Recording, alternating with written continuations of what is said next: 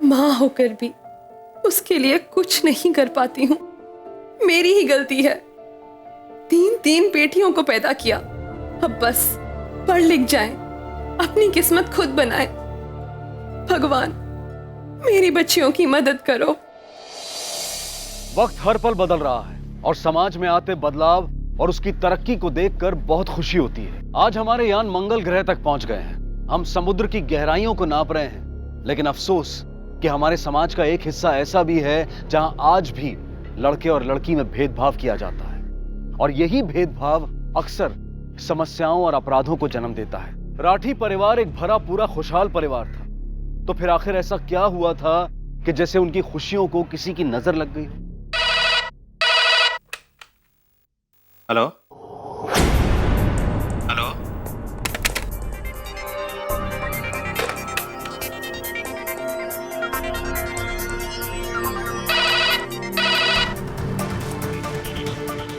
Hello. Hanuman गली के Kaveri apartments में रीमा और राकेश रथी रहते हैं, हस्बैंड वाइफ। वो जिसको अपना बच्चा बता रहे हैं वो बच्चा उनका नहीं है। अब आके उस बच्चे को ले जाइए। ये औरत कह रही थी कि कोई हस्बैंड वाइफ है जो एक बच्चे को लिए घूम रहे हैं जो उनका है ही नहीं। सर कोई डिटेल्स दिए? कभी कभी ये आपसी खुन्नस का भी मामला होता है और एक दूसरे पे इल्जाम लगा देते हैं। खुन्नस का तो कोई मामला नहीं लग रहा था, क्योंकि काफी डरी हुई थी।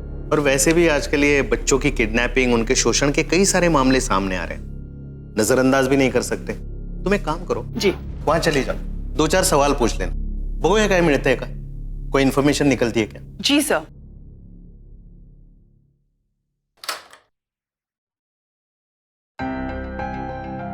के बात से? नमस्कार माता जी, मेरा नाम सुशीला है। माता जी, यहाँ पास में पल्स पोलियो प्रोग्राम का कैंप लगने वाला है। हम सब घरों से जानकारी इकट्ठा कर रहे हैं। आपके घर में कोई छोटा बच्चा हो तो उसकी जानकारी थोड़ी दे दीजिए। आजा आजा, भीतर आजा। जी बैठ। बच्चे का नाम? यश राठी। बच्चे की उम्र 4 महीने। जी, और जन्म की तारीख? 9 दिसंबर को हमारी गोद में आया था हमारा पोता। और कोई बच्चा है छोटा घर में जो कि 5 साल से कम उम्र का है? ना ना, और कोई ना। जी, मेरी बेटी है, क्या थी, 4 साल की है। चुप रहे, छोरियों को कोई जरूरत नहीं से जो सबकी। जब भीतर जा। एक मिनट माता जी, लड़का हो या लड़की हो, दोनों को बराबर पल्स पोलियो की दवा पिलानी पड़ती है। क्या नाम बताया अपनी बेटी का? जी, क्या थी। और क्या उम्र होगी? 4 साल। ठीक है, मैंने डिटेल्स नोट कर ली हैं। जब यहाँ पास में पल्स पोलियो का प्रोग्राम होगा तो अपनी बेटी को लेके जरूर आइएगा। हो गया थारा की जानकारी। चलो, और घर में भी जाना होगा ना। चलो चलो चलो। बहुत जुबान चलने लग गई है थारी। जा भीतर जा। अरे सरिता, तुम्हें पता है वो एविंग वाली लड़की इंजीनियरिंग पास कर ली है। क्या बात कर रही हो? हाँ, टॉप आई है वो। लगता है आप बहुत थक गए हो। हाँ, वो बस दिन भर घूम घूम के पोलियो के लिए जानकारी लिखते रहो, और ये राठी के यहाँ तो बहुत टाइम लग गया। आप राठी परिवार गई थी? ये लोग तो बहुत अच्छे हैं। अरे रहने दे, ठाट तो रीमा के हैं। पहले बच्चा नहीं हो रहा था और अब देखो क्या क्या नहीं किया उसने बच्चे के लिए, पता भी है? मुझे तो याद है, उन्होंने मन्नत, हवन, मंत्र, तावीज सब कुछ ट्राई किया था। 6 साल तक बेचारे लोग कोशिश करते रहे पर कोई फायदा नहीं हुआ। शायद किसी डॉक्टर ने उनकी मदद की थी ना। चलो अच्छा हुआ, जैसे भी हो परिवार में खुशी तो आई। वैसे डॉक्टर का नाम क्या था? Doctor G.S. Hooda. Doctor Hooda? पूरा नाम क्या है? Sir doctor G.S. Hooda. G.S. Hooda नाव कुठेतरी ऐकलंय, शायद किसी केस में सुना है। जॉन, तुम एक काम करो, जरा इस हुड्डा के बारे में पता लगाओ। अरे ये तो बंद है। इकडे ये क्लिनिक क्यों बंद है? वो तो पता नहीं, पर हाँ यहाँ पर रेड हुई थी और उन्होंने सब सील कर दिया, तभी से ये क्लिनिक बंद है। और ये डॉक्टर हुडा? उन्हें तो पुलिस तभी पकड़ के लेके चली गई। हेलो, सुबह मैंने डॉक्टर हुड्डा के बारे में आपको पूछा था। असल में सर डॉक्टर हुड्डा एक अनाड़ी था जो लोगों को ठग रहा था। सर वो औरतों को कुछ दवाई देकर उनका मंथली साइकिल गड़बड़ कर देता, फिर कहता कि वो माँ बनने वाली है, और उसके बाद प्रेगनेंसी में कोई ना कोई प्रॉब्लम बताकर उन्हें कहता कि अबॉर्शन करना पड़ेगा, जबकि सर प्रेगनेंसी तो कभी थी ही नहीं। Okay, thank you for the information. पहले कहा जाता था कि बच्चे भगवान की देन है, लेकिन आज साइंस ने इतनी तरक्की कर ली है कि वो लोग भी जिनकी बच्चा पाने की उम्मीद लगभग मर सी गई थी, आज उन्हें भी ये खुशी मिल पाती है। आप जरूर अपनी खुशियों के लिए हाथ आगे बढ़ाएं और मदद लें, लेकिन इस बात का जरूर ध्यान रखें कि कहीं कोई आपकी भावनाओं के साथ खिलवाड़ तो नहीं कर रहा।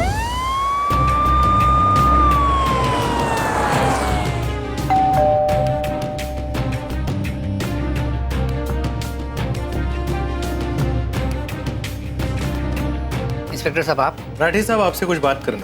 हाँ आइए। रीमा जी कहिए इंस्पेक्टर साहब। अभी जो अंदर गई वो आपकी बहू रीमा है? हाँ जी इंस्पेक्टर साहब। और वो जो बच्चा था उसका नाम यश है? जी हाँ, लेकिन इंस्पेक्टर साहब बात क्या है? बात यह है राठी साहब कि हमें एक अनजान व्यक्ति का फोन आया था। उसने कहा कि ये जो यश है जिसको आप अपना पोता बता रहे हैं वो आपके बेटे राकेश और रीमा का बच्चा नहीं है। लेकिन नहीं, हम सिर्फ इंक्वायरी करने आए। अरे तारी हिम्मत कैसे हुई? देखिए, हमारे पास ऐसे कई सारे मामले आते हैं आजकल बच्चों के। हम सिर्फ अपना काम कर रहे हैं, बताइए इनको। मैं ना जानू तारे काम वाम। अरे तू चुप ना बैठ सके है। अब इंस्पेक्टर साहब क्या कह रहे हैं वो सुन तो ले। मुझे सारे पेपर्स देखने हैं। एक मिनट राकेश बेटा, वो अस्पताल के जो रीमा के बिल्स है ना, वो ला के इंस्पेक्टर साहब को दिखा। आप कौन? क्या नाम है आपका? इंस्पेक्टर साहब यो हमारी बड़ी बहू है। अच्छा, हम खड़ी आके कर रही है? हाँ काम ना है, जा भीतर जा। हाँ जा बेटा।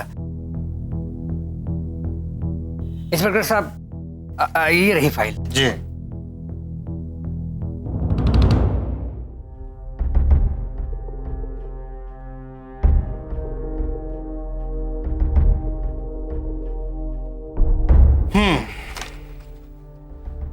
राठी साहब, आपको क्या लगता है किसका फोन होगा?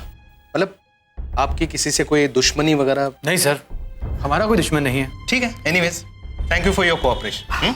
कोई बात नहीं।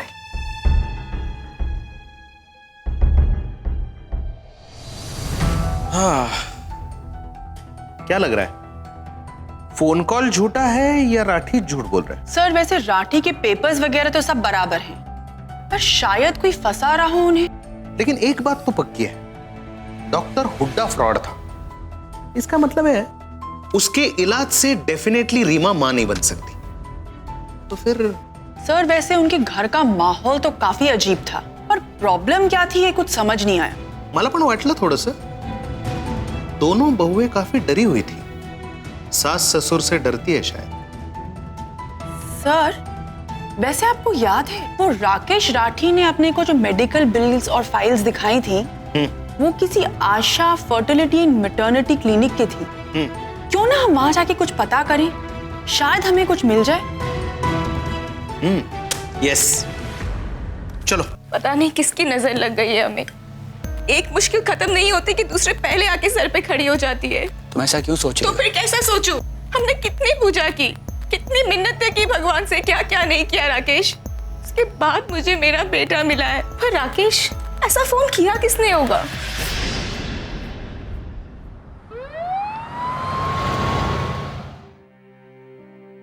ये राकेश और रीमा राठी आपके पेशेंट थे, कुछ फर्टिलिटी ट्रीटमेंट के लिए आए थे आपके पास।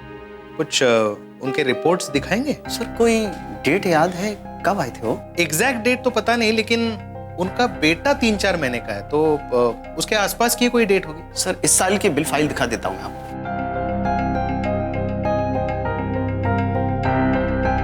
देखिए सारी रिपोर्ट्स हैं सर इसके अंदर।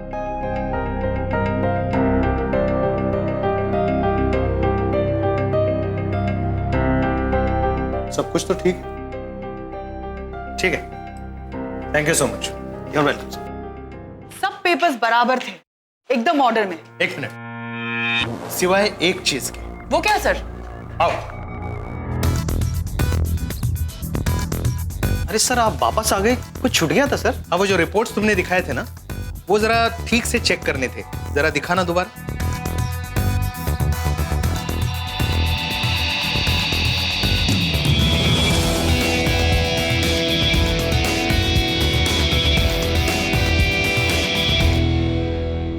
इसमें तो गड़बड़ है। गड़बड़? हाँ, फर्क है इसमें। कैसा फर्क सर? कोई फर्क नहीं होगा सर। नहीं है इसमें फर्क, इसमें फर्क नहीं है। हाँ, इधर इधर, ये क्या है? ये बाकी के सारे रिपोर्ट है, ये प्रिंटेड है, दिख रहा है? प्रिंटेड है ना। और ये राकेश राठी का रिपोर्ट, ये नाम देख। हाँ, ये हैंड रिटन है, ये डेट भी हाथ से लिखी है ना?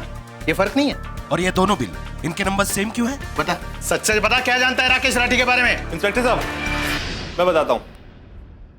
देखिए, यहाँ पर दिन भर हजारों पेशेंट्स आते हैं और ऐसे हर किसी को याद रखना बहुत मुश्किल है।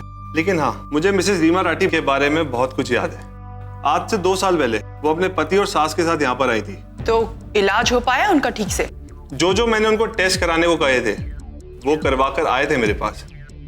और जब रिपोर्ट्स आई तो पता चला कि राकेश राठी का स्पर्म काउंट बहुत कम था। इस हिसाब से उनको टेस्ट ट्यूब बेबी भी नहीं हो सकता था, राकेश बाप नहीं बन सकता था।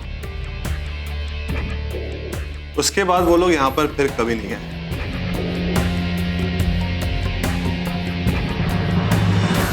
जो बिल्स और रिपोर्ट्स तूने दिखाया है 4 महीने पहले की डिलीवरी के, उसके बारे में सच बोलेगा यार? सर, 6 महीने पहले राकेश राठी मेरे पास आए थे। और कृष्णा कैसा है?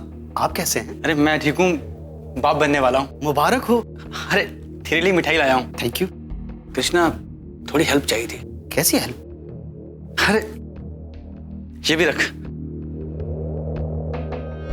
सर, उसने मुझे बताया था कि उसकी बीवी माँ बनने वाली है। वो मुझसे कुछ जाली मेडिकल बिल्स चाहता था। मैंने सोचा उसके घर में खुशी आई है, इससे किसी को नुकसान भी नहीं होने वाला था। जरा से पैसों के लिए तुमने इतना बड़ा जुर्म किया। तुम्हें पता है इसकी सजा क्या है? लोग इतने भरोसे के साथ तुम्हारे पास आते हैं, अपनी सारी कमजोरियां शेयर करते तुम्हारे साथ, और तुम हो कि जरा से पैसों के लिए। सर, मुझसे गलती हो गई, मुझे माफ कर दो सर। इसका मतलब है राकेश राठी हमसे झूठ बोल रहा था। वो तो बाप बन ही नहीं सकता। एक स्त्री और पुरुष जब साथ आते हैं तो उनके बीच में एक रिश्ता बनता है और उस रिश्ते के अंश मिलकर बच्चे का जन्म होता है। और जब दोनों में से किसी एक का भी अंश कमजोर हो तो बच्चे का होना मुश्किल या फिर नामुमकिन हो जाता है। राकेश का अंश यानी कि स्पर्म काउंट बहुत ही कम था, तो फिर ये बच्चा हुआ कैसे? और कौन थी वो महिला जो बार बार पुलिस को फोन करके इस मामले में हुई गड़बड़ी के बारे में आगाह कर रही थी?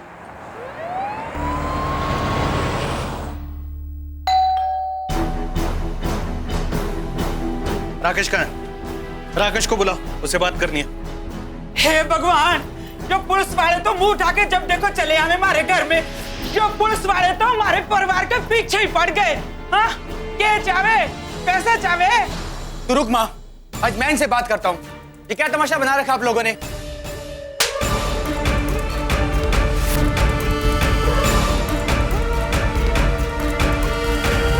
हवा में उड़ना बंद कर और सीधे सीधे हमारे सवालों का जवाब दे, और इस बार एकदम सच। इंस्पेक्टर साहब, मैं आपको सब सच बताता हूँ, प्लीज मेरे साथ चलिए।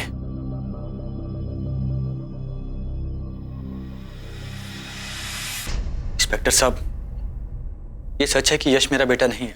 वो हम जानते हैं, पर ये नहीं जानते कि तुमने हमसे झूठ क्यों बोला। उन दिनों मेरा और रीमा दोनों का इलाज चल रहा था। डॉक्टर ने कहा था कि आईवीएफ ट्रीटमेंट से हमारा बच्चा हो सकता है, पर इलाज बहुत महंगा है। हमने जैसे तैसे करके पैसे इकट्ठे किए और वो ट्रीटमेंट करवाया। फिर डॉक्टर ने कहा कि मेरा स्पर्म काउंट बहुत कम है, इसलिए आईवीएफ ट्रीटमेंट से भी मैं बाप नहीं बन सकता। क्या करता इंस्पेक्टर साहब? घर पे सब लोग खुशखबरी की वेट कर रहे थे और मैं वहां मैं बहुत डिप्रेस रहने लग गया था। अब तो यार दोस्त भी मेरा मजाक उड़ाते थे, नामर्द, नापुंसक। आज बहुत दिनों के बाद इतना मजा। यार हमारा मजा तब डबल होगा जब राकेश इस दारू का पैसा देगा। सारी दारू तुम सब लोग गटके हैं और बिल मैं भर दूंगा। अबे इतनी भी नहीं चढ़ी मुझे अभी। अरे यार इतना कंजूस क्यों हो रहा है? भर दे ना, बच्चे तो तुझे है नहीं, तो इतने पैसों का क्या करेगा? ये पैसे हम दोस्तों में ही लुटा दे। अबे अरे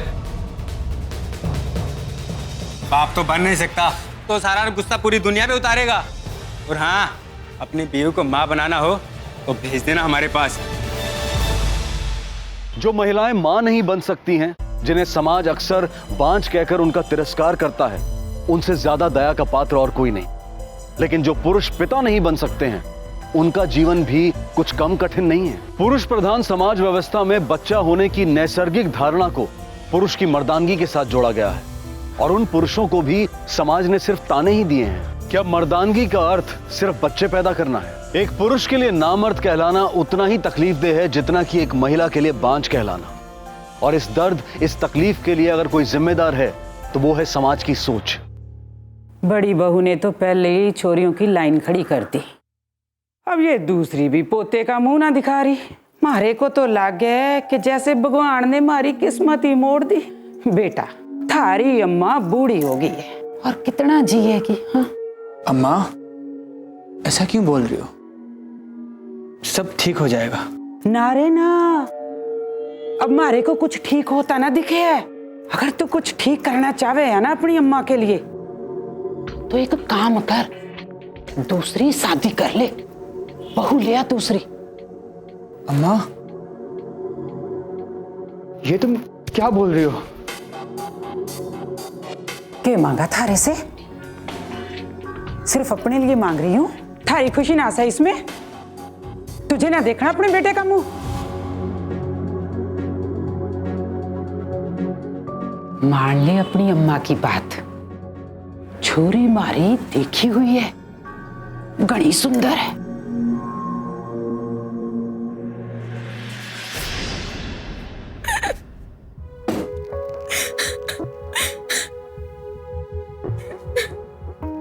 क्या हुआ रीमा, तुम रो क्यों रही हो? वो अम्मा कह रही थी ना आपकी दूसरी शादी के बारे में। लड़की भी देख ली है, क्या आप दूसरी शादी करेंगे? चुप करो रीमा, ऐसा कुछ भी नहीं है। हम अपनी शादी में भी बुलाएंगे, क्या घर से भी निकाल देंगे? हे भगवान, ऐसा कुछ नहीं है रीमा, मेरी शादी हो चुकी है तुमसे। कर भी लोगे तो मैं कौन सा रोक लूंगी?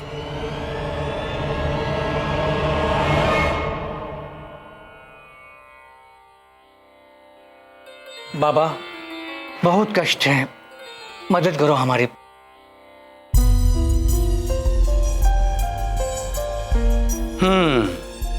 संतान प्राप्ति की इच्छा है। जी बाबा, आप तो अंतर्यामी हो। यदि खानदान का वारिस चाहिए तो इस बच्ची को 3 दिन हमारे आश्रम में रहना होगा। वहां इसे हमारी सेवा करनी होगी और फिर प्रभु के आशीर्वाद से इन्हें अवश्य पुत्र रत्न होगा।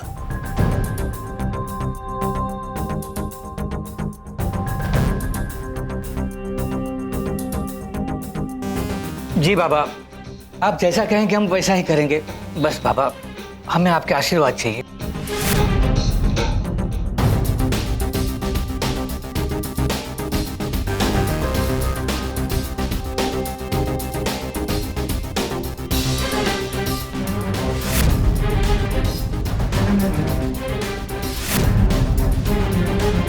पर सेवा पूरे विश्वास और समर्पण के साथ होनी चाहिए।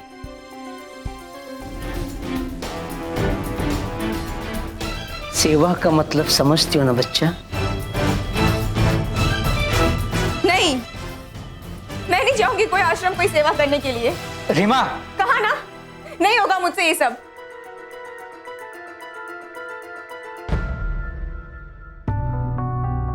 के मुंह दिखाऊंगी दुनिया को? ये औरतां ने मारे को स्वर्ग में न जाने देना। बस पोते का मुंह देखना चाहूं। हमारे देश में बेटे के लिए जो पागलपन है वो कभी कभी हैरान कर देता है।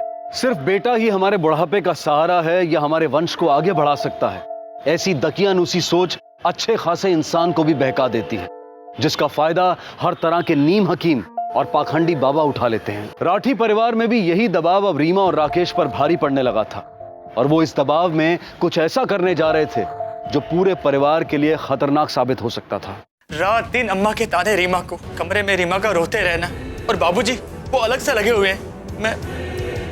मैं चारों तरफ से घिर गया था। क्या करता इंस्पेक्टर साहब, क्या बताता लोगों को कि मेरा बच्चा नहीं हो सकता।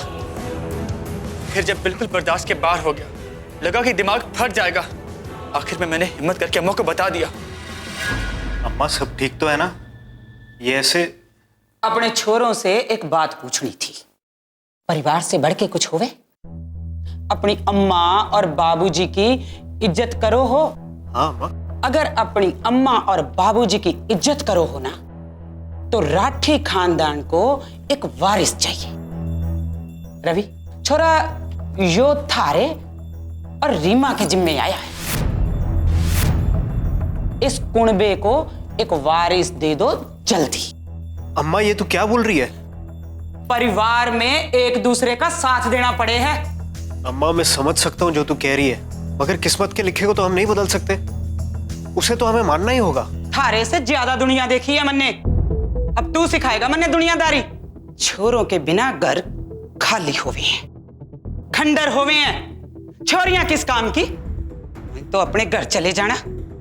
छोरों के साथ घर आबाद होवे हैं, नस्ल आगे बढ़े हैं। और तारा भाई दुनिया भर के ताने सुन रहे हैं, उसके लिए थारी कोई जिम्मेदारी होवे के ना? अम्मा बच्चा गोद भी तो ले सकते हैं। आजकल तो बहुत कुछ होवे छोरा दुनिया में। पता नहीं किसका गंदा खून, गंदी नस्ल, कौन जात। ऐसे कैसे किसी के छोरे को घर में ले आऊं और ढोल पीट पीट कर तमाशा बना दूं अपने खानदान का? अम्मा घबराओ, घर की बात से घर में ही रहेगी। बस मारे को जल्दी से पोता दे दो।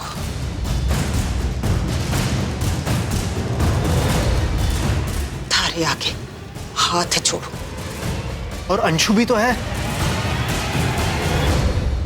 उसकी चिंता ना कर, उससे बात मैं कर लूंगी।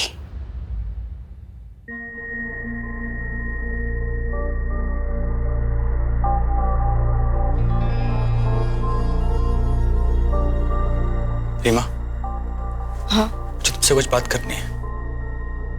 हाँ बोलो ना।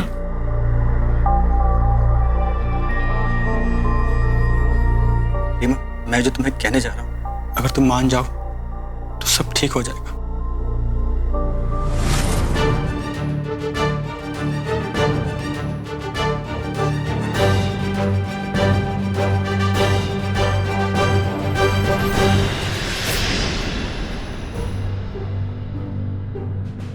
राकेश तुम रीमा, रीमा और कोई चारा नहीं है। या तो आश्रम में जाओ उस बाबा के पास, इसे तुम बिल्कुल नहीं जानती, या फिर भाई के पास जो इसी परिवार का है। बोलो क्या करो? हो क्या गया तुम्हें राकेश? मैं नहीं जाऊंगी, मैं कहीं नहीं जाऊंगी। ध्यान से सुनो मेरी बात, मैं किसी के पास नहीं जाऊंगी।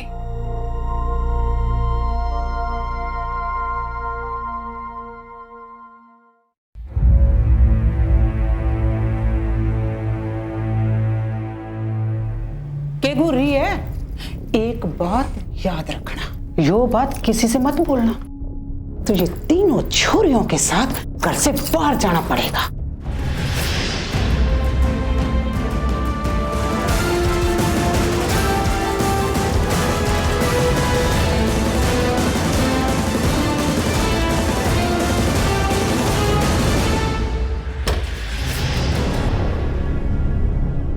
यश मेरे भाई का बेटा है। हाँ, ये सच मैंने आपसे छुपाया। आपसे क्या, सबसे छुपाया। पर मैं क्या करता इंस्पेक्टर साहब, क्या कहता किसी से कि मैं ना मर दूं, और मेरी बीवी मेरे भाई के साथ।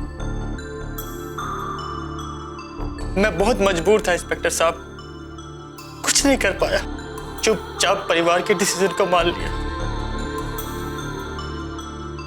उम्मीद है आपको आपके हर सवाल का जवाब मिल गया होगा।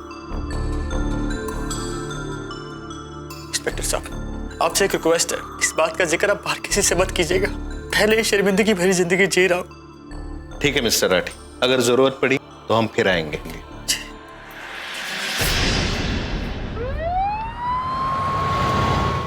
और इस खुशी में आज मैं कह रहा हूं कि मैं अपना ये सारी जायदाद और अपना सारा कारोबार जो है वो अपने पोते यश के नाम कर रहा हूं।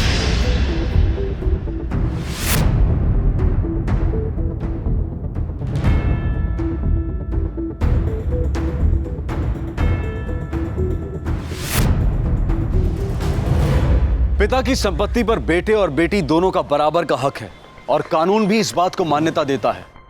लेकिन आज भी हमारे समाज में ऐसे लोग हैं जिनके लिए परिवार की विरासत सिर्फ बेटे के लिए है। अंशु की बेटियां भी राठी परिवार का हिस्सा थी, उनका भी अपने दादाजी की वसीयत पर पूरा हक था, लेकिन सब कुछ राकेश के बेटे यश के नाम कर दिया गया।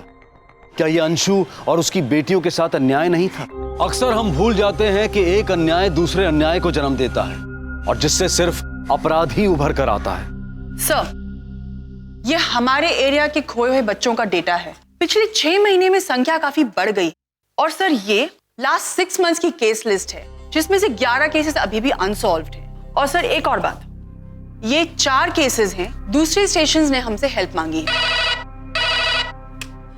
हेलो इंस्पेक्टर साहब, राकेश रथी ने फिर से आपसे झूठ बोला है। उस बच्चे का बाप राकेश का भाई नहीं है। वो सिर्फ एक कहानी बनाई गई थी आपसे सच छिपाने के लिए। देखिए मैडम, आप प्लीज यहाँ पुलिस स्टेशन में आकर अपना बयान दीजिए। सच सच बताइए कि क्या हुआ है। अगर आप यहाँ आकर हमारी मदद करती है तो ये केस बहुत जल्दी सॉल्व हो सकता है। नहीं, मैं वहाँ नहीं आ सकती। देखिए मैडम, बिना किसी सबूत के सिर्फ एक एनोनिमस फोन कॉल पर हम कुछ नहीं कर सकते। और हाँ, एक बात याद रखिए, अगर आप जो कुछ भी कह रही है वो झूठ है तो ये जुर्म है और इसकी आपको सजा मिलेगी। देखिए, मैं झूठ नहीं बोल रही, बस वहाँ आके बयान नहीं दे सकती। अरे क्यों नहीं दे सकती? अरे आपको पूरी सिक्योरिटी मिलेगी। हेलो,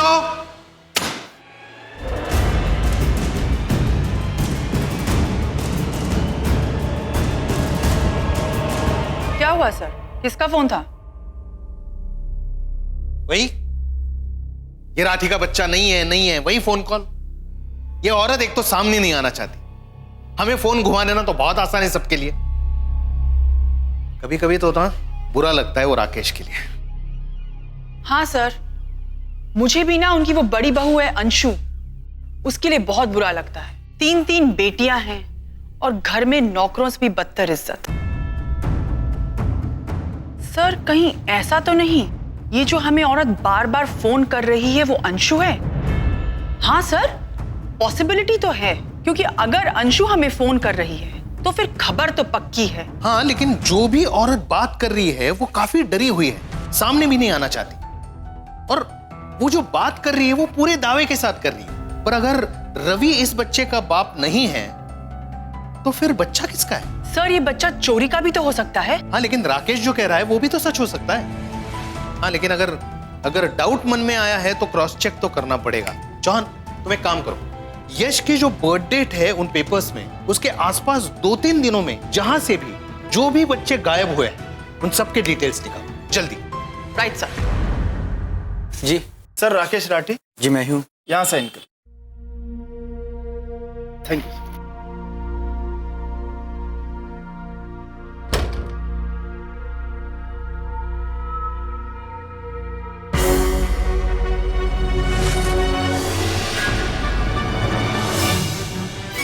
क्या हुआ राकेश?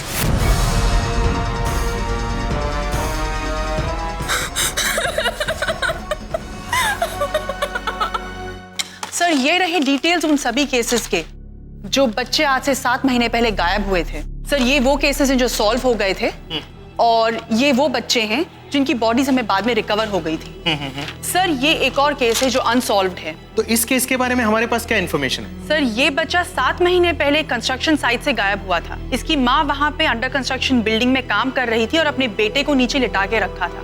बस बच्चा जैसे गायब हो गया। इंस्पेक्टर साहब, सर वो मेरा बच्चा, वो मेरा बेटा यश, वो मेरी बीबी उसे गार्डन में घुमा रही थी, 2 सेकंड के लिए दूध की बोतल के लिए गई और मेरा बच्चा गायब। सर मुझे लगता है कि मेरा कोई दुश्मन मेरे पीछे लग गया है। वो मेरे बच्चे को उठाकर ले गया सर। डीएनए टेस्ट का ऑर्डर आया। अरे सर मैं तो वो भी करवाने के लिए तैयार था। सर मेरा बच्चा मुझे ला दो सर। राकेश और रीमा की कहानी ने एक नया और शायद बहुत ही खतरनाक मोड़ ले लिया था। पुलिस भी हैरान थी कि किस पर यकीन करे और किस पर शक। क्या राकेश और रीमा झूठ बोल रहे थे या फिर वाकई में कोई दुश्मन था जो अब सारी हदें पार करने को तैयार था? अंशु अपनी बेटियों के हक के लिए लड़ना चाहती थी, पर क्या वो सचमुच अपराध का सहारा ले सकती थी अपनी मंजिल को पाने के लिए, या फिर इसके पीछे कोई और था?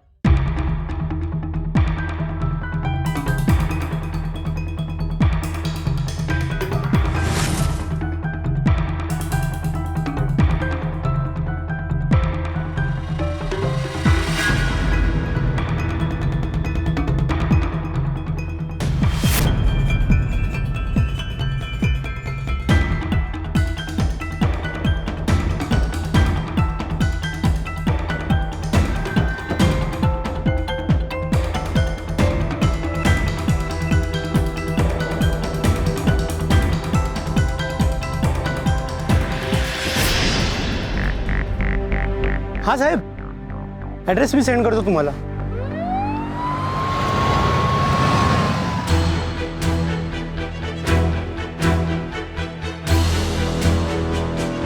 इंस्पेक्टर साहब, कुछ पता चला यश का? एक्चुअली उसी के बारे में बात करने आए थे. वैसे काफी खुशी हुई कि आपकी बीवी आपके हर काम में काफी मदद करती. जी मैं समझा नहीं.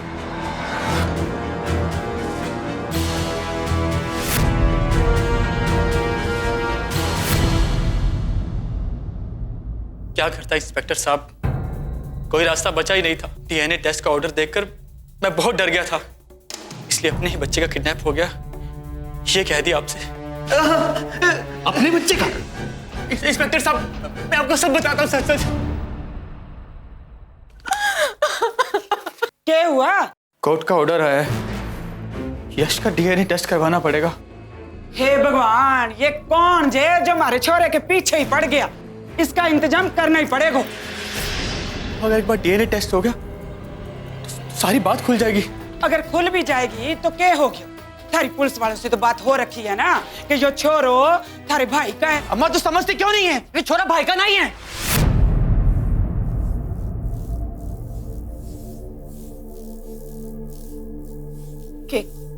के कहा? अम्मा, अम्मा माफ कर दे मुझे. अम्मा तेरी खुशी के लिए मैं रीमा को भाई के पास भेजने के लिए भी तैयार हो गया. ना तो रीमा राजी थी और ना ही भाई. अम्मा मैं क्या करता, इसलिए अम्मा मैंने तेरे से झूठ बोला. ये बच्चा मैं कहीं से उठा के लाया हूं. अम्मा, जो किसी और का पाप मारे माथे का कलंक बने, इसका तेरे को बाहर फेंक दो.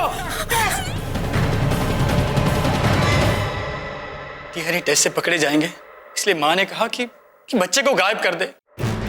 पिछले 7 महीने से माँ बाप थे उसके. अरे हम तो भूल ही गए थे कि वो हमारा बच्चा नहीं है. ऐसे कैसे कचरे में फेंक देते उसे. सबसे पहले आईवीएफ टेस्ट करवाया और वो फेल हो गया. फिर माँ ने घर पे पोता पोता पोता पोता की रट लगा रखी थी. क्या करता, तो कुछ समझ नहीं आया तो रवि से मदद मांगी.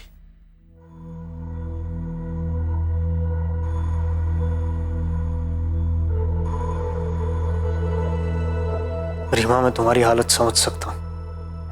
मैं जानता हूं इस वक्त तुम्हें कितनी तकलीफ हो रही होगी, और मेरे बारे में तो किसी ने सोचा भी नहीं. मुझे माफ करना रीमा, मैं तुम्हारी मदद नहीं कर पाऊंगा. इससे तो बेहतर यही होगा कि मैं अपनी बीवी और बेटियों को लेकर यहां से कहीं दूर चला जाऊं. भाई साहब, थैंक यू सो मच. उसके बाद हम घर पे बिना बताए डॉक्टर हुड्डा के पास गए एक आखिरी कोशिश करने के लिए. उस समय तो वो आदमी हमारे लिए भगवान से कम नहीं था, पर बाद में पता चला कि वो बहुत बड़ा फ्रॉड है. अरे उसने तो हमें भी ठग लिया.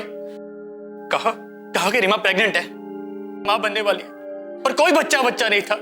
सब झूठ था. मैं तो पूरी दुनिया को बता चुका था कि मैं बाप बनने वाला हूं. अब क्या करेंगे राकेश? अम्मा और बाबूजी तो घर घर जाके ढिंडोरा पीट के आ गए कि वो दादा दादी बनने वाले हैं.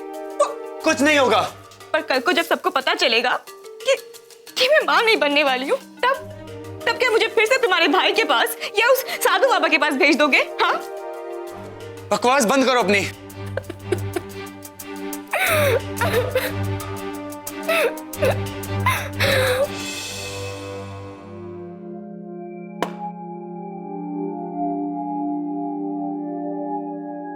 अरे रीमा, अपना ध्यान रखा कर.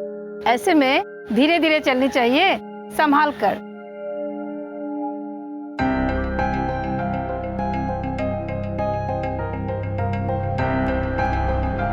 रीमा ये क्या कर रही हो? अरे बेल्ट बहुत टाइट है, मुझे खुजली होती रहती है. रीमा क्यों मेरा जीना हराम कर रही हो तुम? सब कुछ तुम्हारे लिए तो कर रहा हूं. पूरे परिवार से झूठ बोला मैंने. भगवान के लिए इस बेल्ट को हमेशा पहन के रखा करो. अगर किसी ने गलती से भी देख लिया तो फिर हम.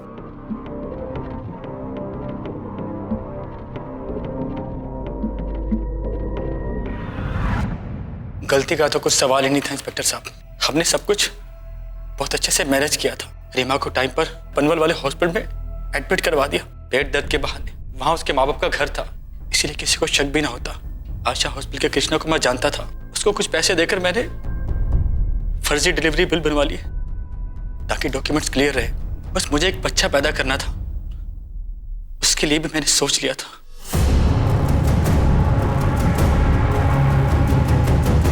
प्लानिंग तो वाकई कमाल की थी, लेकिन अब क्या हुआ? इज्जत भी गई, बच्चा भी गया। तुम जैसे पढ़े लिखे लोग इस तरह की हरकतें करते हो, शर्म नहीं आती तुम्हें? इंस्पेक्टर साहब, दिमाग जैसे खत्म हो गया था, कुछ समझ में नहीं आ रहा था। घर पे 24 घंटे बच्चा बच्चा बच्चा, हम तो लुट गए इस बच्चे के चक्कर में।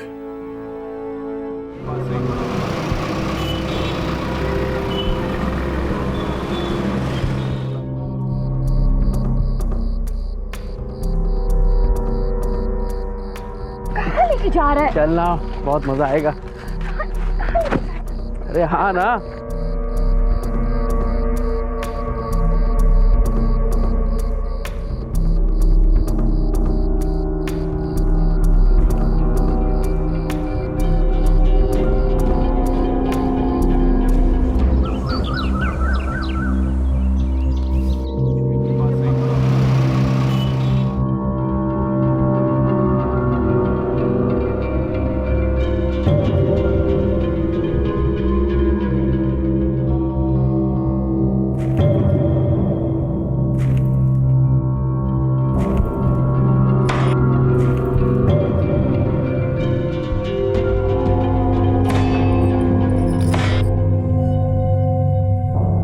बाजरे की भाकरी और लाल रस्से वाला मटन। बबलू कब से पीछे पड़ा है, ज्यादा तीखा मत करना। हाँ, और देख ऐसे छोटे छोटे टुकड़े करना हमेशा। उसे अच्छे लगते छोटे टुकड़े। तू क्या है कर रही है? पांडरा रसा बना के रख, बाद में भरत की खिटखिट खिटखिट नहीं चाहिए। क्या?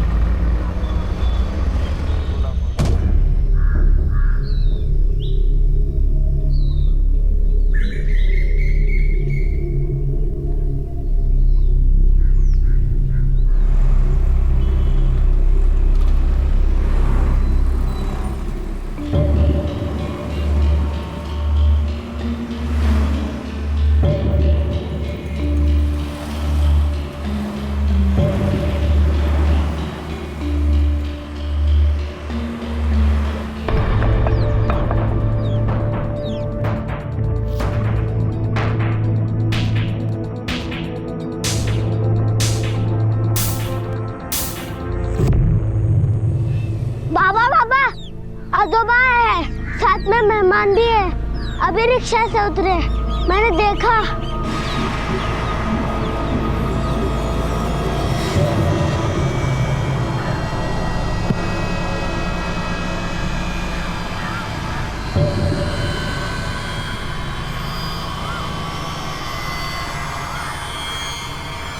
₹40 हो गए। आई ये देख। आई बाबा उस औरत और उसके बेटे को लेके घर आए।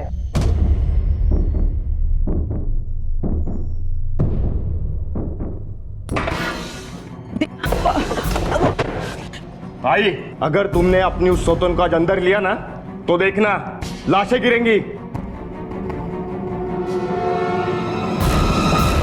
आओ एक बार फिर से सोच लो, ऐसा घर में जाना ठीक होगा क्या?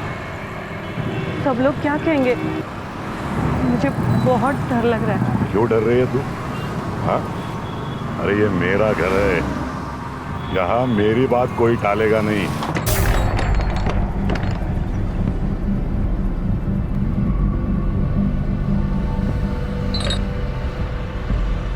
मुक्ता, भरत, दरवाजा खोल दो वरना अच्छा नहीं होगा। अरे तुझे किसने कहा दरवाजा खोलने के लिए? श्रीधर के कम था 50% का हिस्सेदार, ये और एक बार इस पकड़ के लाए। मेरी जान चली जाएगी ना तो भी मैं इसे घर में घुसने नहीं दूंगी। मुक्ता, मैं कह रहा हूं दरवाजा खोल दो वरना अच्छा नहीं होगा, मैं दरवाजा तोड़ दूंगा। अरे क्या लड़कियों जैसे खेल रहे हो? कुछ जान नहीं इसमें? नीचे गिरा उसको, गिरा, दबा उसको, दबा दबा। क्या खेल रहे हो तुम लोग? नीचे दबा उसको, दबा। तुम्हें क्या लगता है तुम लोग दरवाजा नहीं खोलोगे तो हम लोग के अंदर नहीं आएंगे क्या? बाबा, बाबा जाने दो, हमें पता था ये लोग हमें अंदर नहीं आने देंगे। जाने दो ना, हम चले जाते हैं। आप आपकी तबीयत खराब करके मत लीजिए, मत चिल्लाइए। कहीं नहीं जाओगे तुम लोग, ये मेरा घर है, यहाँ सिर्फ मेरी मर्जी चलती है। देखता हूँ कैसे नहीं खोलते ये दरवाजा। खोलो!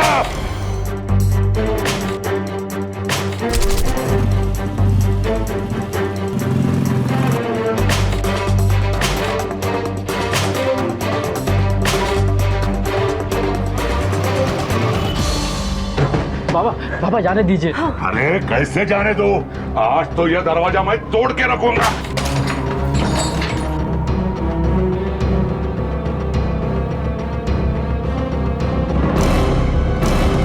बाबा ये लोग हमारे घर में नहीं आ सकते। ये तेरा नहीं, ये मेरा घर है। यहाँ तू भी मेरी मर्जी से और ये भी मेरी मर्जी से। चल गा। नहीं नहीं, ऐसे नहीं जाने दूंगी। ऐसे कैसे जाओगे? चल मैं बोल रहा हूँ, कोई नहीं रोकेगा मुझे। छोड़ मेरे को।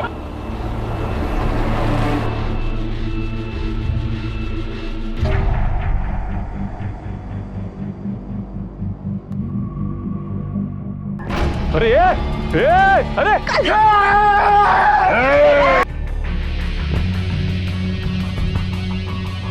श्रीधर रुक जा, इससे मुसीबत और बढ़ेगी। नहीं काका, मैं आज इस झगड़े की जड़ को ही काट दूंगा। रुक जा भैरव, तू रुक्मिणी और रघु को लेकर अंदर जा, मैं संभालता हूँ इसे। चल चल चल, और सब लोग यही रखना, कोई आना नहीं। श्रीधर कुल्हाड़ी दे इधर, कुल्हाड़ी दे इधर। चल पागल मत बन।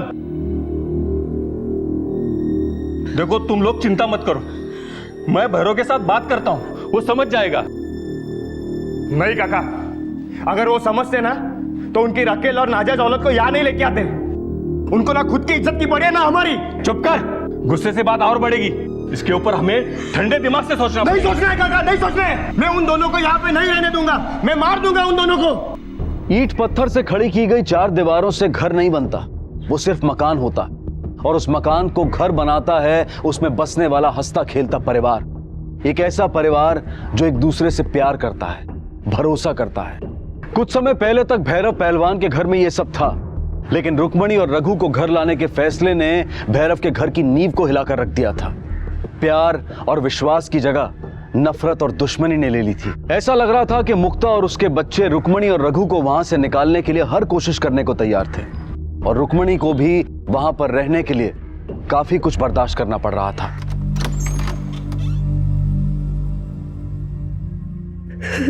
क्या हुआ, क्यों रो रही है? किसी ने कुछ बोला क्या? अरे कुछ बोलो भी, कैसे समझेगा?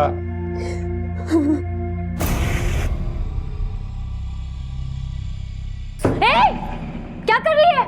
बाबा तुम्हें घर में लाए हैं, इसका मतलब ये नहीं कि तुम कहीं पर भी घुसो। रसोई घर से दूर रहना, हम लोगों से भी, समझी क्या? चल जा। मुझे भूख लगी है, कल रात से। तेरी औकात भी नहीं है यहाँ खाना खाने की। चल निकल बाहर जा और खुद का इंतजाम कर। चल निकल। कुछ भी दे दो, चक्कर आ रही है मुझे भूख से।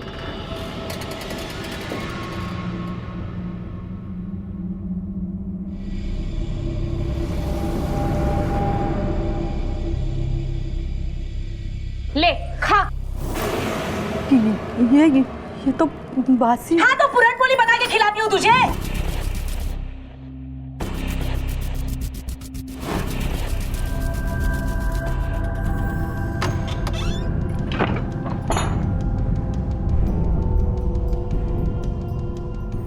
क्या कर रहे हो? हट। अरे कहाँ जा रहे हो? सुनो ना मेरी बात, क्यों जा रहे हो ऐसे? हाँ वहाँ मत जाओ।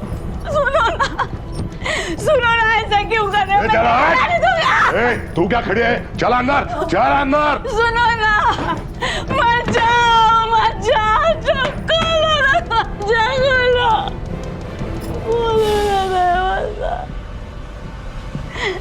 बोलो ना दरवाजा खोलो ना।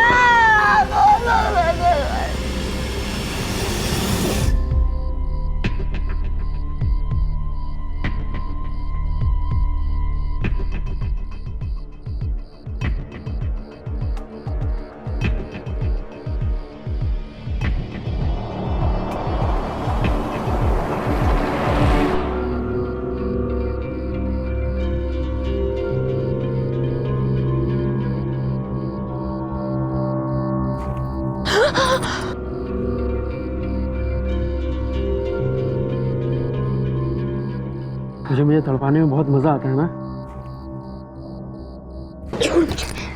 क्या है?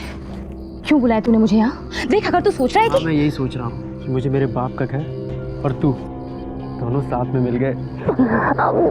हवा में मत आ, और खबरदार तूने अपने और मेरे बारे में किसी को बोला तो समझा? तुम लोग मेरे और मेरी आई के साथ जो कर रहे हो ना, अच्छा नहीं है। अरे इंसानों के संग ऐसा जानवर ऐसा बर्ताव करता है क्या कोई? अरे बर्ताव अच्छा नहीं तो चला जाना यहाँ से। क्यों आया तू यहाँ पे? तुझे मालूम नहीं था मैं यहाँ पे रह रही हूँ? अरे नहीं मालूम था, आई के कहने पे आया। अब समझ आ गया है ना? जा अपने आई को भी समझा दे, तुम दोनों का यहाँ ज्यादा दिन तक रहना ठीक नहीं है। मेरा देवर और पति तुम दोनों के टुकड़े करके इसी कुएं में डाल देगा और किसी को कानो कान खबर तक नहीं मिलेगी, समझा?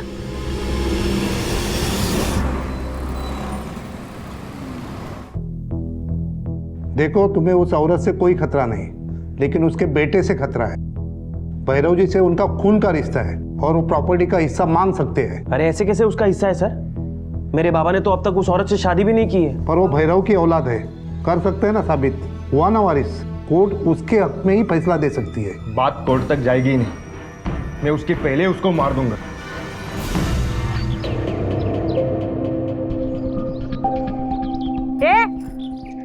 देख क्या रही है? कल रात को झूठा मूठा उनको रो के दिखाया तो मुझे छोड़ के तेरे पास आ गए। चल निकल, ये जो तेरे कपड़े हैं ना, तेरे कमरे में जाके सुखा। चल चल निकल। तेरी ऐसे हरकतों की वजह से वो तुझे छोड़ के मेरे पास आए होंगे। आई इसकी हिम्मत तो देखो, कैसे बकवास कर रही है। हमारे ही घर में रह के हम ही पे भौंक रही है। वाह, तुम दोनों मुझसे बहुत छोटी हो, जरा तमीज से बात करो। मैं तेरे साथ बात ही क्यों करें? चल निकल, अभी कैसे निकल मेरे घर से। मैं कहीं नहीं जाऊंगी, वो मुझे यहाँ लेकर आया। और तुम होती कौन हो? मैं इस घर की मालकिन हूँ, उसकी बीवी हूँ, उसके 2 बच्चों की माँ हूँ। निकल। मैं भी उसकी बीवी हूँ, उसके बच्चे की माँ हूँ। अच्छा सुना, मुझे खुद की जैसे रखेल बना रही है। अभी दिखाती हूँ तुझे, पकड़ के रखो इसे। अरे छोड़ो मुझे, खड़ी रह। इकडे अब क्यों बकवास मत कर।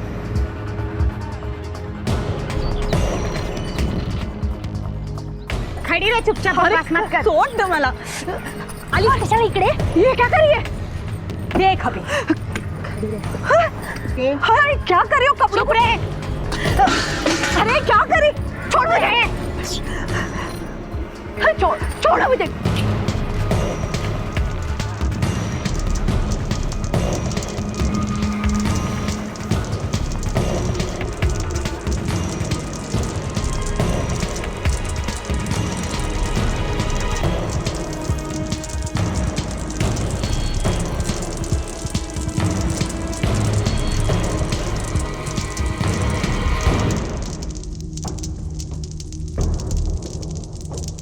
अभी तो सिर्फ तेरे कपड़े जलाए हैं, अगर तू इस घर से नहीं गई ना तो समझी?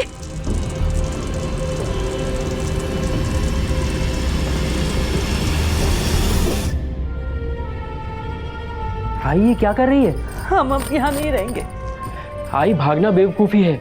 सुन आई, मेरी बात सुन। अरे पर रघु। आई बात सुन मेरी। आई मैं वकील के पास गया था, उसने मुझे बताया कि अगर मेरा बाबा के साथ खून का रिश्ता है तो जितना हक इस प्रॉपर्टी पे भरत और श्रीधर का है उतना ही हक मेरा भी है। आप समझिए आई, ये लोग हमसे इतना डरते क्यों हैं? क्योंकि उनको भी ये बात मालूम है और मुझे मेरा हक तभी मिलेगा जब हमारा यहाँ कब्जा हो। अगर हम घर छोड़ के गए ना तो एक फूटी कौड़ी नहीं मिलेगी। अब देखना आई, मैं मेरा और तेरे अनादर का बदला कैसे लेता हूँ इनसे।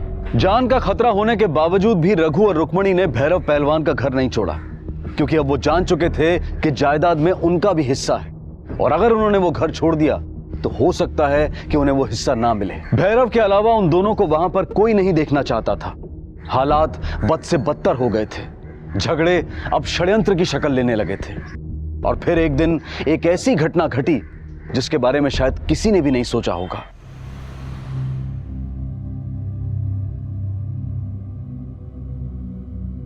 देख भैरव, अब भी कुछ नहीं बिगड़ा, मेरी बात मान।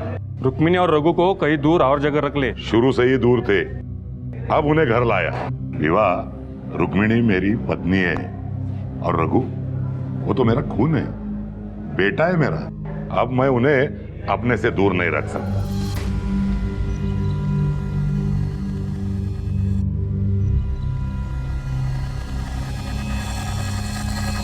क्या तुझे दिख नहीं रहा है जो चल रहा है? अरे सब एक दूसरे के खून के प्यासे हो गए। तेरे इस खून के चक्कर में ना कभी किसी का खून ना बह जाए। बाबा बाबा बाबा, आई कल रात से गायब है। कहीं उन लोगों ने मेरी आई को।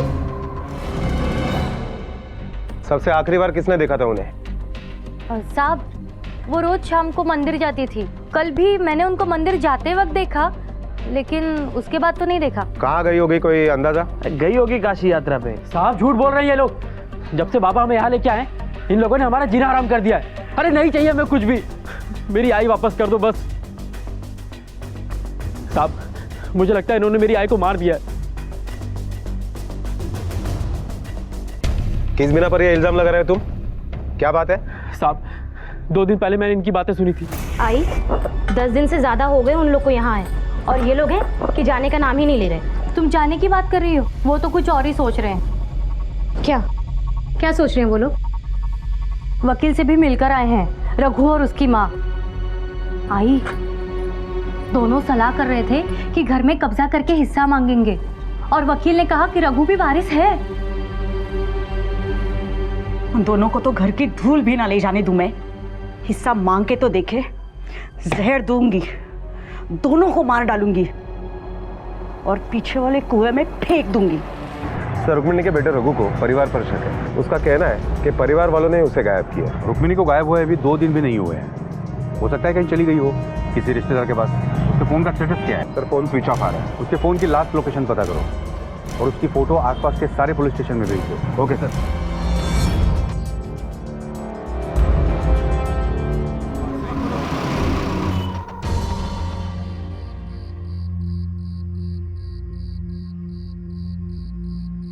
बाबा, मुझे आपसे कुछ बात करनी है। प्रॉपर्टी के हिस्से कर दो, मुझे पैसों की बहुत जरूरत है, और आजकल जैसे घर में। हिस्सा चाहिए तुझे? अपना बच्चा है ना, अपने बच्चे को मार डालोगे क्या? जब से वो औरत इस घर में आई है ना, तब से आप कर रहे हो। सुन ले, ये उसका भी घर है।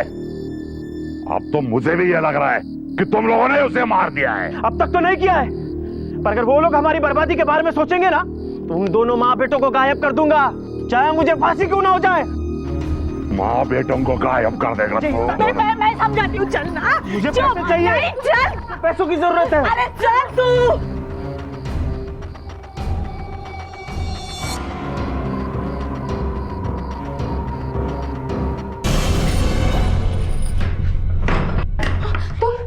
तुम निकलो यहाँ से। यहाँ क्या कर रहे हो तुम? जाओ, निकलो। चुप। मेरी बात सुन, मेरी आई को कहाँ रखा है तुम लोगों ने? कहाँ है मेरी आई? मुझे नहीं पता, रखो, बकवास मत करो। कोई तुम्हें यहाँ देख लेगा तो गड़बड़ हो जाएगी। जाओ यहाँ से। मेरी बात सुन, अगर मेरी आई को कुछ हुआ या तेरे पति का हाथ हुआ ना इसमें, तेरे मेरे बीच में जो भी है ना, सारी दुनिया को चिल्ला के बता दूंगा। फिर देखता हूँ कि तुम जैसे इज्जतदार लोगों की इज्जत का क्या होता है। जी?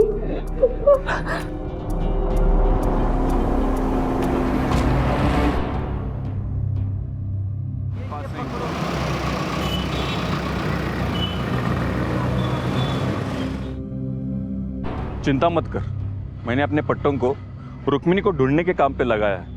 पुलिस भी ढूंढ रही है, मिल जाएगी वो, जल्द मिल जाएगी। हाँ बोल। क्या?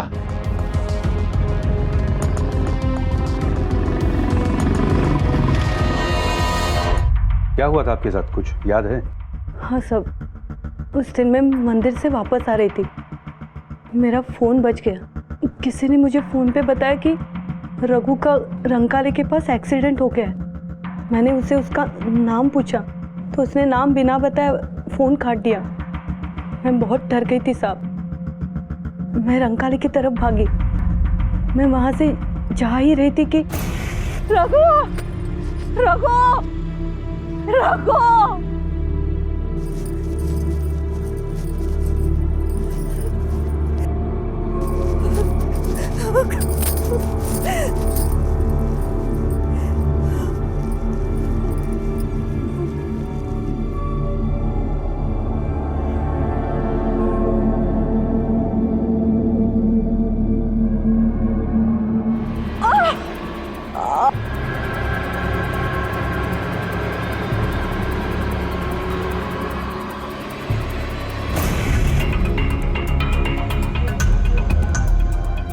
थी आप 2 दिन तक? 1 दिन तक मैं उसी खेत में बेहोश पड़ी रही। फिर अगले दिन उसी खेत के मजदूरों ने मुझे उठाया और अपने झोपड़ी में लेके गए। फिर वही लोग मुझे यहाँ लेकर आए। 2 दिनों तक आपने किसी को फ़ोन करने की कोशिश भी नहीं की, क्यों? साहब, उसी दिन से मेरा फ़ोन गायब था। मैं कैसे किसको फ़ोन करती साहब? फ़ोन का लास्ट लोकेशन पता किया? सर ये सच बोल रही है, क्योंकि जो लास्ट नंबर आया था वो स्टेशन के सामने वाले पीसीओ का नंबर था। हमने पूछताछ की पर 2 दिन पहले यहाँ से कॉल की गई थी। मुझे उसके सारे कॉल डिटेल्स चाहिए। 2 दिन पहले दुकान पर कौन था? मैं ये पीसीओ संभालता हूँ। यहाँ तो लोग बहुत आते जाते हैं, कैसा पता चलेगा किसने कॉल किया? और मैं तो अंधा हूँ, मैं कैसे बता सकता हूँ आपको? बुढ़ाड़े किसी ने जानबूझ के उसी दुकान से फ़ोन किया था जिससे पता था कि उस दुकान का मालिक उसे पहचान नहीं पाएगा। इसका मतलब है कि वो जो भी कोई है उसे इस इलाके की पूरी जानकारी है। वो ये भी जानता है कि रुक्मिणी शाम को मंदिर जाती है। बुढ़ाड़े कोई घर का ही आदमी है। सर लेकिन हमारे पास कोई एविडेंस तो है नहीं। कोई बात नहीं, आज नहीं है, कल जरूर मिलेगा। इतनी चर्बी चढ़ी है ना तो मुझसे लड़ना।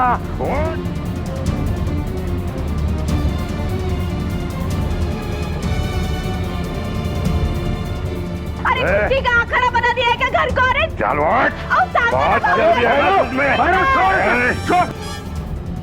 बाहर चल। आजा बेटा।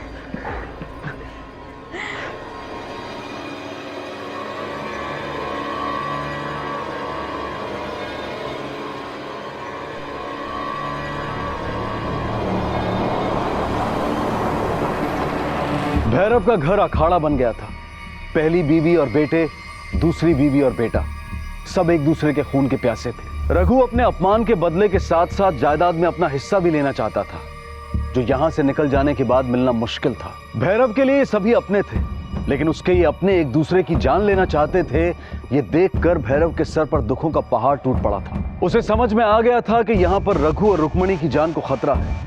उसने उन दोनों को इस खतरे से दूर रखने की कोशिश भी की, लेकिन रघु और रुक्मिणी ने ये घर छोड़कर जाने से इनकार कर दिया। लालच ने सबको अंधा कर दिया था और आखिरकार इसी लालच और अंधेपन में वो घटना घटी जिसका सबको डर था।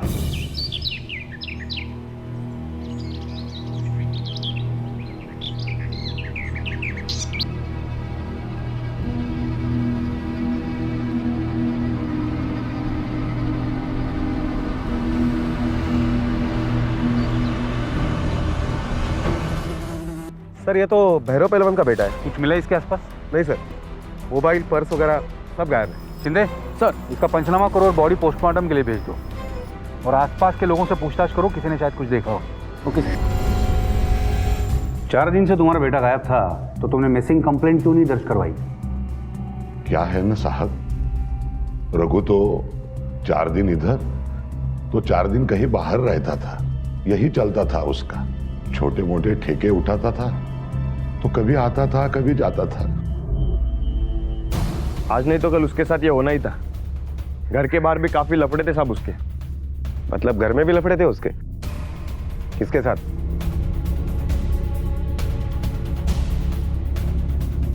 तुम्हारे मुताबिक वो लड़का कैसा था? गुंडा था वो, और उसके दोस्त लोग भी गुंडे थे। शायद किसी ने हाथ साफ किया होगा उस पर। मैं तो बाबा को हमेशा बोलता था उसको घर से निकाल दो। बड़ा ठेकेदार बने घूमता था वो। कहीं ऐसा तो नहीं कि तुमने उसके ऊपर हाथ साफ किया है? साहब ये क्या बोल रहे हो? मैं तो उस गुंडे से बात भी नहीं करता था। साहब झूठ बोल रहे हैं लोग। इन्होंने ही मारा है मेरे बच्चे को, पैसों के जायदाद के चक्कर में। इन लोगों ने मिलके मारा है मेरे बच्चे को। मार दिया है मेरे बेटे को साहब, मार दिया साहब। सर, रघु के पोस्टमार्टम के रिपोर्ट के मुताबिक रघु की मौत बॉडी मिलने के 4 दिन पहले ही हो चुकी थी और 2 तारीख को 12 से 4 बजे के बीच में मौत हुई है सर। रघु के मोबाइल की कोई इन्फॉर्मेशन? नहीं सर, उसका मोबाइल 2 तारीख से बंद है और रुक्मिणी का कहना है कि उसके घर वालों ने ही रघु का खून किया है। हाँ वो तो पता है। सारे घर वालों से पूछताछ करके पता करो कि 12 से 4 के बीच में कौन कहाँ था। Okay sir. हाँ सर, बरदा दुकान पे आते हैं, लेकिन सिरदर बाबू कभी नहीं आते। 2 तारीख को आए थे क्या? हाँ आए थे और 2 बजे चले गए। बोल रहे थे कि वकील के पास जाना है। हाँ, वो मेरे पास कंसल्ट करने आता था, लेकिन 1 मिनट, डायरी देखनी पड़ेगी।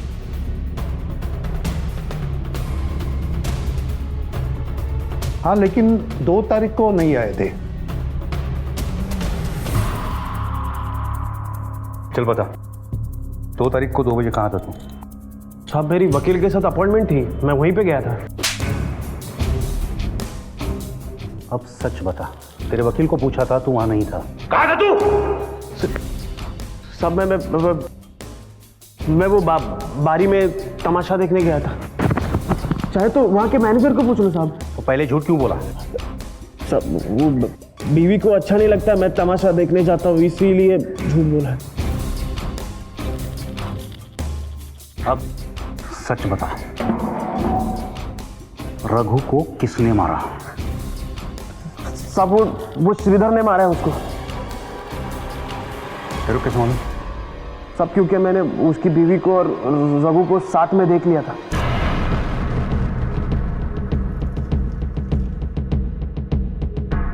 क्या बकवास कर रहा है?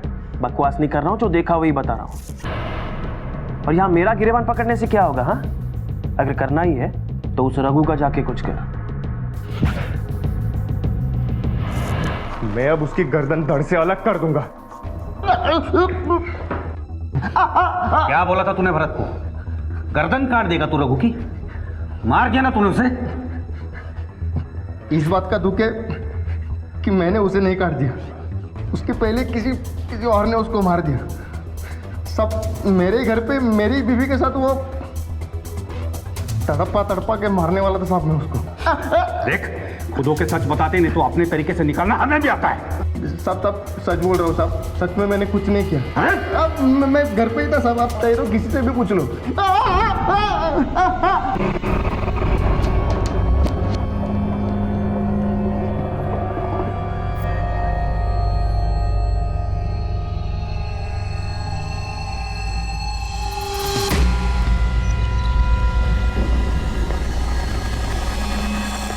बबलू, ये देखो तुम्हारे लिए क्या लाया हूँ, चॉकलेट। तुम्हें अच्छी लगती है ना? और चाहिए? ये देखो और भी है, लेकिन इसके लिए तुम्हें मुझे कुछ बताना पड़ेगा। बताओगे ना? आपने मेरे पति को क्यों जेल में रखा हुआ है? छोड़ दीजिए उन्हें, उन्होंने रघु को नहीं मारा है। वो उस वक्त घर पे ही थे। बताया मैं, वो घर पे ही था, बबलू ने बताया मैं। लेकिन बबलू ने हमें कुछ और भी बताया। बाबा मेरे साथ खेल रहे थे, आई बाहर गई थी। तो बता, कहाँ गई थी तू 2 से 4 के बीच में? साहब देख, छुपाने का कोई फायदा नहीं है, हमें पता है कि तुम्हारे और रघु के बीच में क्या चल रहा है। बोल, कहाँ थी 2 से 4 के बीच में? साहब हमारे बारे में मेरे पति को सब पता चल चुका था, और उस रात जब मैं कमरे में गई तो वो बहुत गुस्सा करने लगे। मुझे बहुत मारा उन्होंने, चिल्लाने लगा मेरे ऊपर, और उसने बोला कि वो रघु को मार डालेगा, नहीं छोड़ेगा। मैं बहुत डर गई थी। मैं उस दिन रघु से ही मिलने गई थी, ये कहने कि वो ये घर छोड़ दे। रघु, मैं मजाक नहीं कर रही हूँ, सच बोल रही हूँ। तू चला जा यहाँ से, वरना मेरा पति तुझे मार डालेगा। उसे सब कुछ पता चल चुका है मेरे और तेरे बारे में। हाँ, तो मैंने भी चूड़ियाँ नहीं पहन रखी है। अभी तो टाइम आया है मेरी और मेरी आई की जो बेइज्जती तुम लोगों ने की है उसका बदला लेने का। जाके बोल देना अपने पति को, डरता नहीं है उससे, समझी? रघु, रघु सुन तो, रघु। अब एक आखिरी सवाल, खेत में रुक्मिणी पे जो हमला हुआ था वो तुम्हारे पति ने ही किया था ना? पुलिस ने रुक्मिणी के केस के तार तो जोड़ लिए थे, लेकिन रघु के कत्ल की गुत्थी अब भी अनसुलझी थी। एक बात तो साफ थी कि अगर श्रीधर रुक्मिणी पर जानलेवा हमला कर सकता था तो वो रघु की जान भी ले सकता था, लेकिन कत्ल के समय श्रीधर अपने घर पर अपने बच्चे के साथ था। यह भी साबित हो चुका था कि भरत तमाशा देखने गया था और मालती घर के बाहर थी, लेकिन सिर्फ कुछ देर के लिए। मुक्ता घर पर थी, भैरव और भीवा अखाड़े में थे। तो फिर रघु को किसने मारा था? और उसी वक्त पुलिस को अचानक एक पुख्ता सुराग मिला। सर ये कुमार है, रघु का दोस्त। पिछले 10 दिन बाद अभी दिल्ली से आया हूँ। आने के बाद पता चला कि रघु का खून हो गया है। जहाँ तक मुझे याद है, मैंने पिछले 2 तारीख को उसे देखा था जब मैं दिल्ली जा रहा था। साहब रघु पीछे बैठा था, बाइक कौन चला रहा था ये मैंने देखा नहीं, मतलब मैंने इतना ध्यान नहीं दिया, और मुझे क्या पता कि मैं आखिरी बार रघु को देख रहा हूँ। बाइक तो पता होगी, कौन सी थी? घर में सिर्फ एक ही मोटरसाइकिल है जो सुबह 11 बजे अखाड़े जाती है और शाम को 5 बजे घर वापस आती है। बस इतनी ही चलती है वो। और ये गाड़ी कौन चलाता है? विवाह बहू, क्योंकि मेरे पति के घुटनों में दर्द है ना, नहीं चला सकते। सिर्फ अखाड़े जाते हैं या और कहीं? कभी लेट नहीं हुए? 1-2 दिन आगे पीछे? नहीं, हाँ मतलब 2 हफ्ते पहले, हाँ 2 हफ्ते पहले ही वो शाम को 7 बजे वापस आए थे। सिर्फ भैरव पहलवान या भीवा भी? नहीं, दोनों। सिर्फ भीवा के अलावा ये गाड़ी और कोई चलाता है? तुम्हारे बेटे वगैरह? ये अपनी मोटरसाइकिल किसी और को चलाने नहीं देते, सिर्फ विवाह बहू। क्या वो भीवा पहलवान की गाड़ी यहाँ सर्विस के लिए आती है? हाँ सब, व्यवस्था गाड़ी इधर ही सर्विसिंग करवाते हैं। महीने में एक बार तो आती है। पिछले महीने आई थी? हाँ आए तो थे। किलोमीटर तो चेक किए होंगे ना? हाँ साहब। रजिस्टर दिखाओ। 1 मिनट साहब। ये देखो।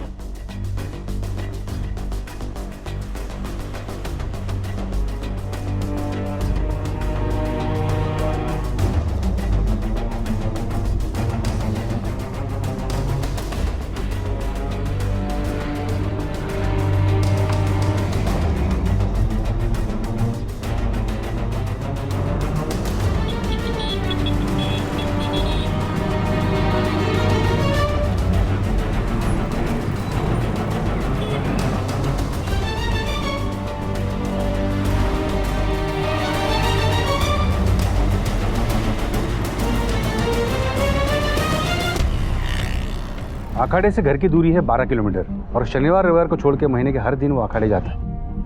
का मतलब हो गया 22 दिन के हो गए 528 किलोमीटर्स और मैकेनिक के रजिस्टर के हिसाब से बाइक चली है 586 किलोमीटर। उसने लगभग 58 किलोमीटर बाइक ज़्यादा चलाई है।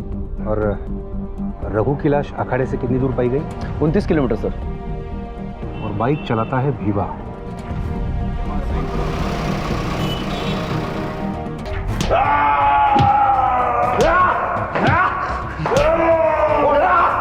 बोलो, किसने मारा तुम दोनों में से?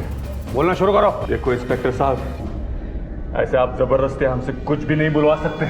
अगर मेरे पट्टों को पता चल गया ना तो ये पूरा पुलिस स्टेशन जला के राख कर देंगे। जलाएंगे? हाँ? जलाएंगे। बता रहे हम बता रहे हैं। छोड़ दो हमें, हमको छोड़ दो।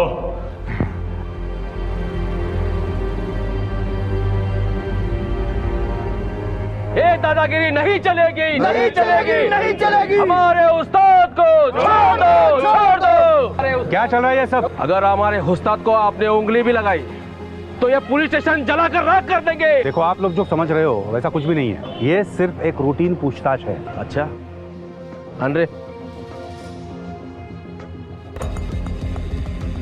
ये हमारे उस्ताद का डिब्बा है, उनको दे देना, क्योंकि हमारे उस्ताद को हर 2 घंटे में कुछ खाने के लिए लगता है। अगर नहीं मिला तो वो भड़कते हैं, इसलिए पहुंचा देना। ठीक है, हम उन्हें दे देंगे, आप फिक्र मत कीजिए। अरे तुम लोग जो ये खाना खा रहे हो वो मेरा खाना है। अरे भूख लगी है मुझे, मेरा खाना मुझे दे दो। माधव को बुला खाना खाने के लिए। हाँ। अरे क्या कर रहे हो तुम लोग? अरे मेरे पट्टों ने मेरे लिए भेजा हुआ खाना है। अरे भूख लगी है मुझे खाना दे दो। चुप रे।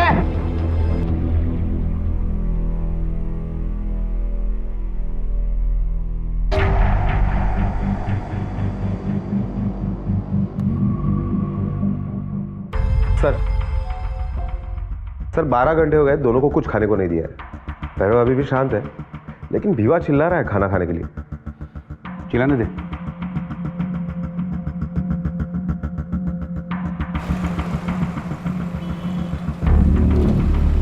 खाना दे दो। सुनो रे, खाना खा लो। अरे ये मेरा खाना है। अरे दे दो मुझे खाना। अरे खाना दे दो मुझे, खाना दे दो। अरे और भूखा नहीं रह सकता, खाना दे दो मुझे।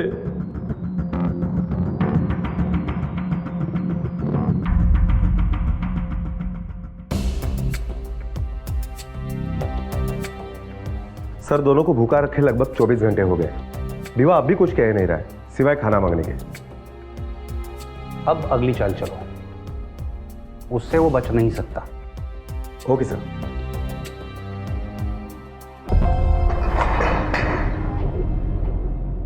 चलो चलो बाहर चलो। तुम्हें छोड़ देते हैं, तुम्हारी जमानत हो गई। क्या? अरे साहब उसे क्यों छोड़ रहे हो? मुझे क्यों यहाँ पर रखा है? मुझे भी छोड़ दो साहब। अरे उसके घर वाले हैं, उन्होंने जमानत दे दी इसलिए छोड़ रहे हो उसे। तुम्हारा कौन है?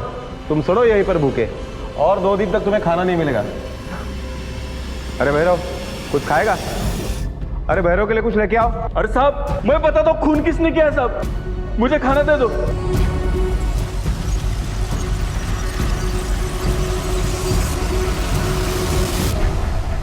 हाँ, मैंने ही रघु को मारा। मैं उसे घर लाया था, मेरे बच्चे मेरे खिलाफ हो गए थे। जिस दिन मुझे पता चला कि श्रीधर ने रुक्मिणी को मारने की कोशिश की, तब मैं डर गया था साहब।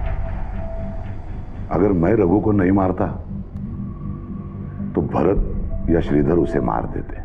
मुझे लगा कि रघु को मारकर मैं अपने दोनों बेटों को बचा लूंगा, इसलिए मैंने उसे अखाड़े बुलाया और जंगल की तरफ ले गया।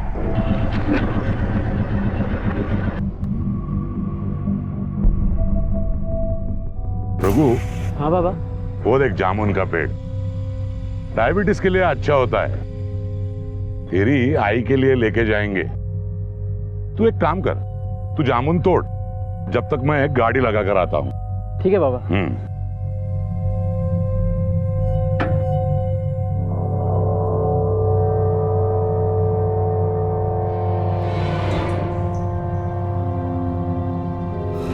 मैंने उसका पर्स और मोबाइल पास वाले नाले में फेंक दिया ताकि ये चोरी या लूटपाट का केस लगे, लेकिन भीवा ने मुझे उसे ले जाते देखा था, इसलिए मुझे भीवा को सब बताना पड़ा। सच छुपता नहीं है पहलवान, आज नहीं तो कल वो सामने आ ही जाता है। असली गुनहगार था भैरव, जिसने पहले दूसरी शादी की और फिर रुक्मिणी और रघु की तरफ अपने गिल्ट से बचने के लिए दोनों परिवारों को एक दूसरे के ऊपर थोप दिया, बिना ये सोचे कि इसका अंजाम क्या होगा। ये कुछ ऐसा ही था जैसे पेट्रोल और आग को एक साथ रखकर यह उम्मीद की जाए कि धमाका ना हो, और इस सब में अपनी जान गंवानी पड़ी बेकसूर रघु को। कहते हैं कि हकीकत कहानी से ज्यादा भयानक होती है। एक बाप ने अपने बेटे को मार दिया, लेकिन गलती किसकी थी? क्या मुक्ता और उसके बच्चों की, जिनके सर पर एक वारिस लाकर खड़ा कर दिया गया, या फिर रघु की, जो अपने पिता के साथ एक सम्मान की जिंदगी जीना चाहता था? भैरव ने गलती को छुपाने के लिए इतनी बड़ी गलती की कि सब कुछ तबाह हो गया, और भैरव आज सलाखों के पीछे है। रुक्मिणी को भैरव के बेटों ने घर से निकाल दिया। वो आज भी कोल्हापुर की गलियों में भटकती, भीख मांगती नजर आती है। भीवा को गुनाह छुपाने के लिए 5 साल की सजा हुई और भैरव को हत्या के लिए उम्र कैद। याद रखें, रिश्तों को उलझने ना दें, और अगर कभी उलझ भी जाएं तो सही समय पर सही तरीके से उसे सुलझाने की कोशिश करें। अब मैं अनूप सोनी आपसे विदा लेता हूं, फिर मुलाकात होगी अगले एपिसोड में और खुलासा करेंगे एक और जुर्म का। तब तक अपना और अपने परिवार का ख्याल रखें और देखते रहें क्राइम पेट्रोल डायल 100। सबक एक को, सीख हम सबको। जय हिंद। क्राइम पेट्रोल के और भी दिलचस्प कहानी देखने के लिए हमारे चैनल को सब्सक्राइब करें और बेल आइकॉन दबाना न भूलें।